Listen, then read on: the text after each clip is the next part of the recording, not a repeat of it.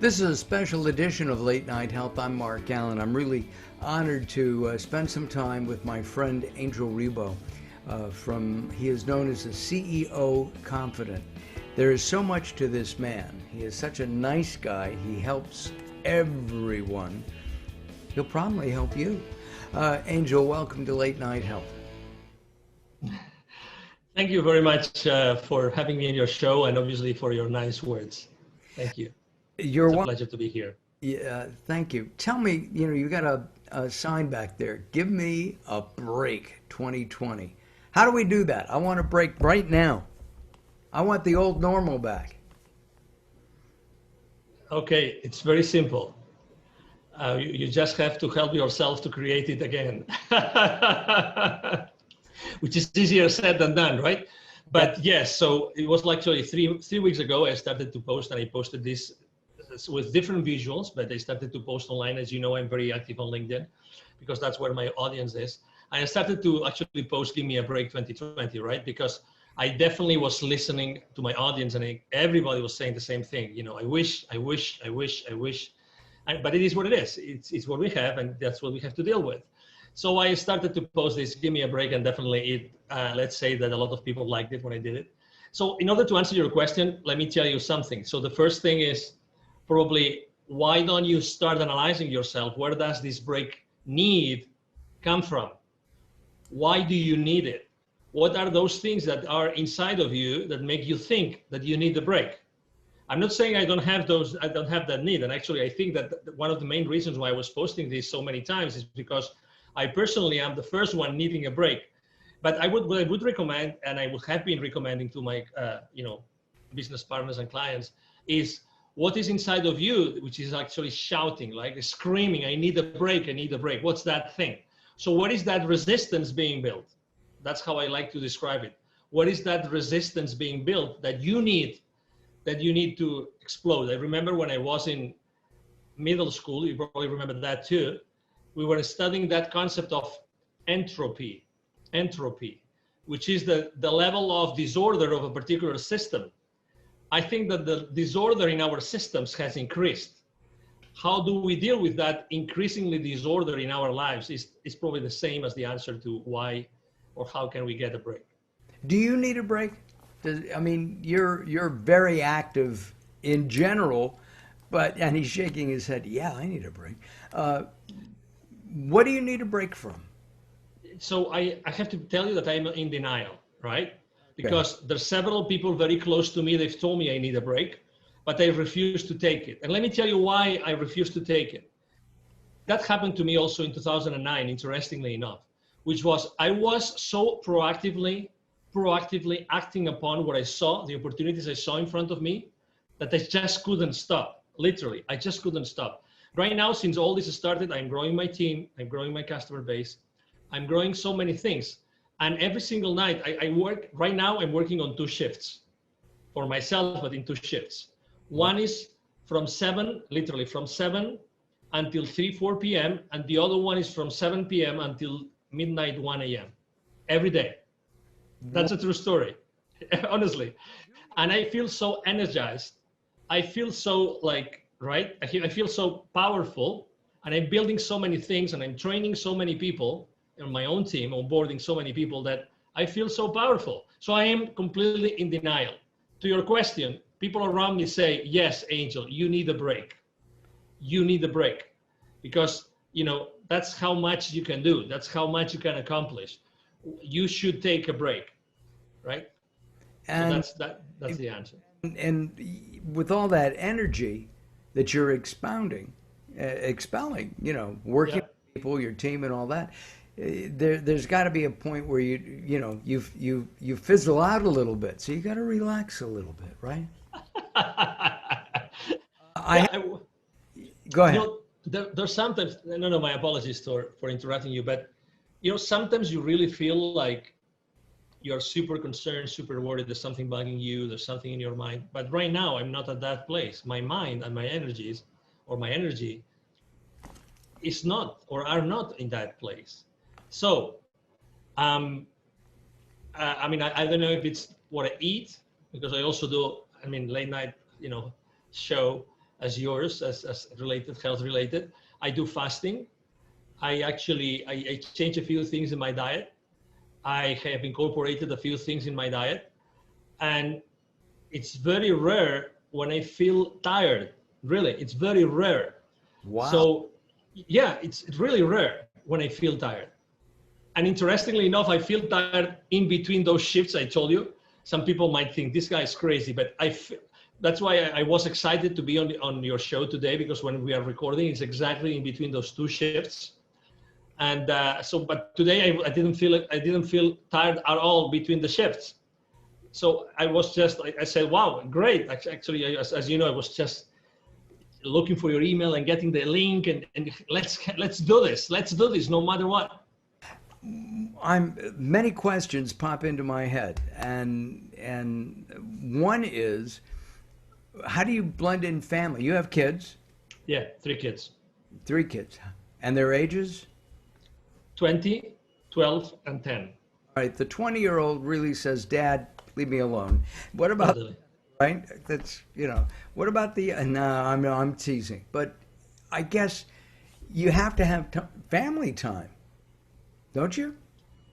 I do have to have family time, and we have family time. Something very interesting that's happening nowadays, as you know, is that unfortunately the kids are not allowed to go to school.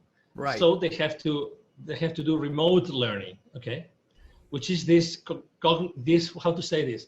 It's a paraphrasetical way. I don't know what the right word would be in English. It's a way to paraphrase, right? Okay. Not going to school and not learning and not having the interaction with the rest of the kids or with the teachers. But so that means that actually my 12-year-old, he is having his remote learning on my office, in my office. I'm blessed to having a large office. So he's actually taking everything from the same like office space I have here at my home. So actually we're becoming much more close thanks to this remote learning that they are supposed to get from their school. And the same with my daughter. The same that my daughter doesn't share because she's more like, girls are more girls and want to be more with girls, and they have these things and they like, discussing the little chit chat among girls. She's not sharing a space with me, but obviously she spends a lot of time at home. So we see each other much more than before. In between shifts, we try to go have, dinner outside. We try to have some time together outside. And over the weekends, obviously, we spend a lot of time together. Again, we have really decreased the amount of activities we do outdoors for obvious reasons. Right. Are you afraid that your kids, as they grow up, and they're spread out over, a couple of years there, from your 20-year-old down to your 12-year-old, that they're going to miss some kind of relationship? Look, kids, at 12 years old, your daughter goes to school, she hugs her best friend. Next week, she's got a new best friend, and she hugs that one. There's a tactile thing. When my wife and I, before COVID, would go out, we'd see, millennials sitting at dinner with their cell phone, and they're texting. I always want to know if they're texting each other, 2 feet away. But to me, they're missing stuff. When we go out, when we used to go out, we talk. And it's, even though Zoom and Skype and the other up and coming teleconferencing apps are important, and I live on Zoom, as I know you do. Aren't we missing something in that one-to-one approach? Yeah, one thing is that we're missing something. Definitely the answer to your question, I would say from my point of view, is we are missing something. But at the same time, pre-COVID, right? March, the last time that,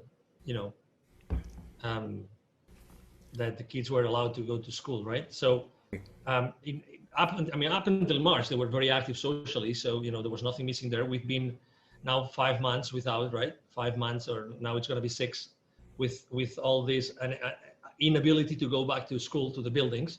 So I don't think that these 6 months have actually done, or in the long term, or even in the midterm, are going to do anything wrong to the kids. Because I don't think it's long enough.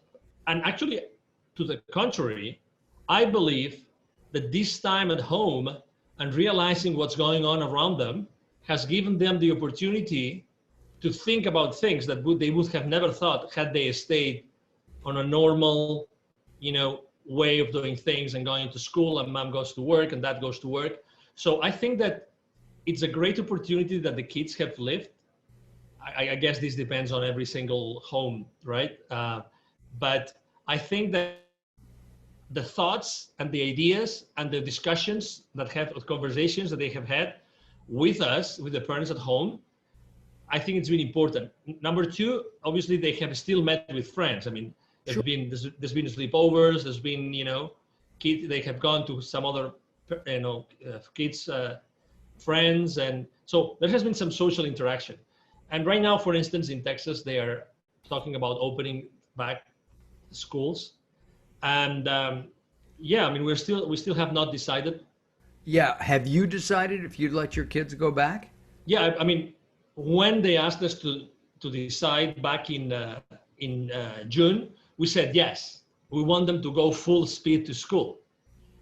But then, I mean, I regret to say this, but if you asked 1,000 people on Earth, if you were an extraterrestrial and you came to Earth and you asked 1,000 people what do they think of COVID, you would probably get 1,000 different responses, right? Yes, absolutely. So it's the exact same thing about going to school. It's the exact same thing. So you asked the other day, I am very active on the school district here, very active with the schools. I've been volunteer. I go to the board meetings, everything. Every time I ask the same question to different officials from the same school district, from different campuses, I get different responses every single time. Every single time. I'm going to give you an example. Sure. I'm going to give you an example to your question. I wanted to be part of a committee that was put in place before the school year started in August. And that committee met, and it was the counseling committee of the school district. It was part of that committee. And the school official disclosed with us, the 70 parents that were part of that committee, he disclosed how many parents had said, we want our kids to go to school. We want them to go to school regardless. We want our kids to go to school. We don't know what the restrictions are going to be. We want our kids. 85%, he said, and he was so natural. He said, genuine. He said, I don't know how we're going to do it. I don't know how we are going to bring, and that was in July, early July. I don't know how we're going to bring 85% of the kids back to school. I have no idea how that's going to work. Fast forward, the school district decides there's going to be no face-to-face in-person school. Right. Because the parents had actually voted, and they voted 50-50. So we decided not to do it. And then and then you read a newspaper, local newspaper, and then you read the exact same thing. 50% of parents said, yes, we want our kids to go to school. 50% said no. So this is just an example. And I'm talking to you about public servants, Mark, public servants. Okay, so there's this bubble of common, I'm not going to say consciousness, common knowledge, right, created by, organizations, by media of all kinds of media, right? So there's this bubble, and we all try to get information and to download information from that bubble, okay? So, oh my God, where do we live? What's the reality that we are living in, Mark? There's one word that comes to mind, Angel, and that word is confusion. Right? Because we don't know. If my kids were of school age, I don't honestly know what I would do. And I really don't. I don't know if I would send them to school because it's scary, right? I have a friend whose wife was working. She came down with what she thought was a cold, got a test, took 3 days or 4 days to get that test back. She has COVID. He has, what does he do, right? How does he not help spread it? Somebody's got to go to the market. And it's hard to get delivery. Where here in Ventura County, California, where I live, I know that it can be difficult to get food picked up. And frankly, I don't know if I want somebody touching my tomatoes before I touch them. I mean, it's just honest. I think that what happens in a pandemic is that people, as I said, get confused. And at the same time, nobody knows what to do. To me, that's the scariest part. And I think what we have to do is what you teach. Angel and I have been in several different sessions together. And my understanding is you're teaching consciousness rather than confusion. And so in teaching consciousness, being open to people, being open to messages from the universe, God, I think that's important. And I think it may be especially important right now because we need that break. We do need that break. Mm-hmm. Yes, we all need that break. There's confusion, and confusion is how to say this again. Besides posting on "Give Me a Break 2020," I also the most common subject matter I've posted about is building bridges. Right. When you are in the world of business, and I started in Europe, and I've been since then always working like business to business. When you work with business leaders, right, they have always been exposed to a lot of distraction, a lot of details, a lot of disorder, a lot of confusion, right? And how have they dealt with this? How did they deal with similar situations before this all started?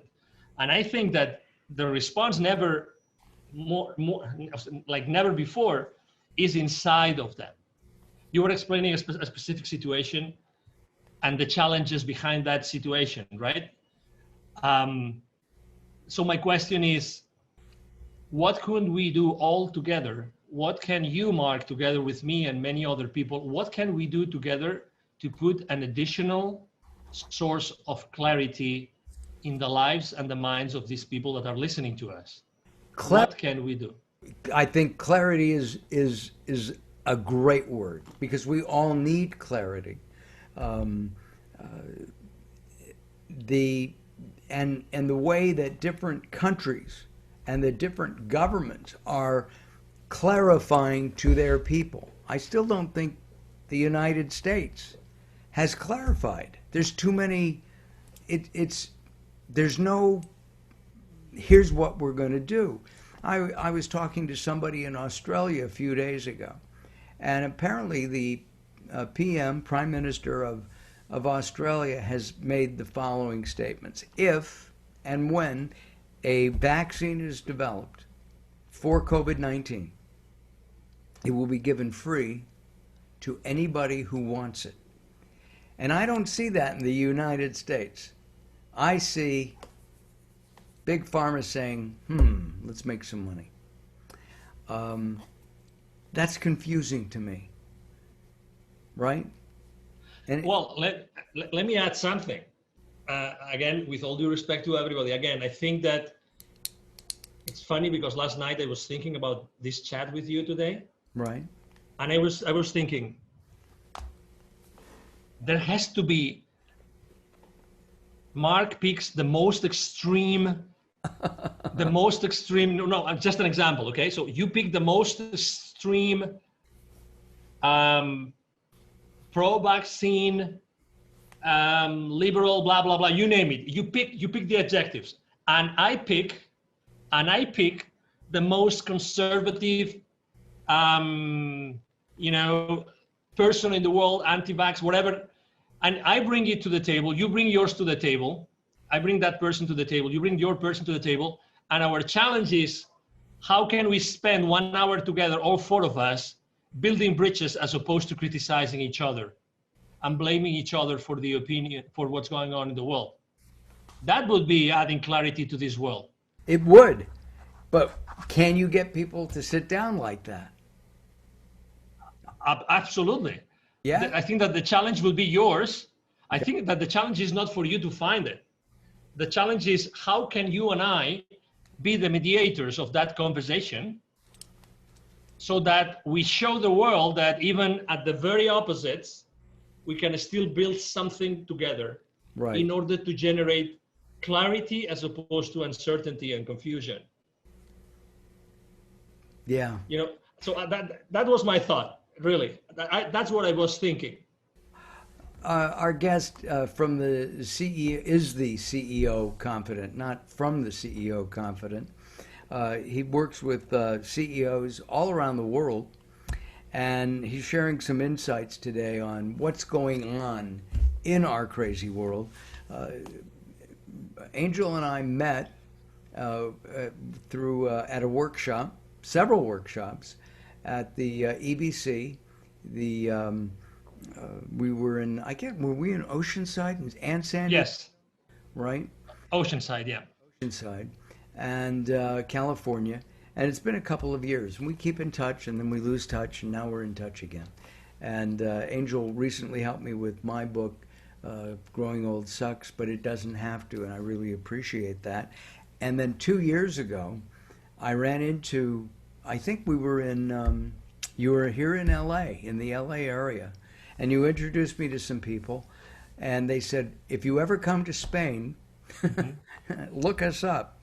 And we planned a trip, and turns out that we spent the time in Nirja, which is where they live, and it was a great time. I wouldn't have gone into the caves of Nirja, which are phenomenal, had it not been for them. What are you doing now? You've mentioned building bridges. I know that in my business, which is video production and hosting, I've been going out and doing more and more interviews, as many as I can, to enhance my paid videos, because we all need money. So what kind of building bridge techniques have you developed so that people who are used to flying from Dallas, where you are, to Philadelphia to make a sale, they're now doing it through the computer? Mm-hmm. So the first thing I've done is I kind of tweak my strategy of what kind of content I share online. That's the first thing. Okay, so I have been more on the side of, personal, immediate, taking action kind of posts, in which the content is very simple, the ideas are very simple, they're very easy to digest graphically and visually, but they always have a message. And I have to tell you, people consistently, my audience consistently appreciates the fact that I'm not talking about complex things like as I used to do before. I'm now talking about more self-help motivational stuff, much more than business related, which I still do. But I think that people need more than ever, because they spend more time online. They need to hear, they need to listen and to read things more closer to their hearts. That's number one. Number two, and you mentioned it very well, it's funny how the stars align themselves. And, Mark and I had not spoken for a while, but, suddenly 3 or 4 different media like yours have picked up on me about conscious leadership.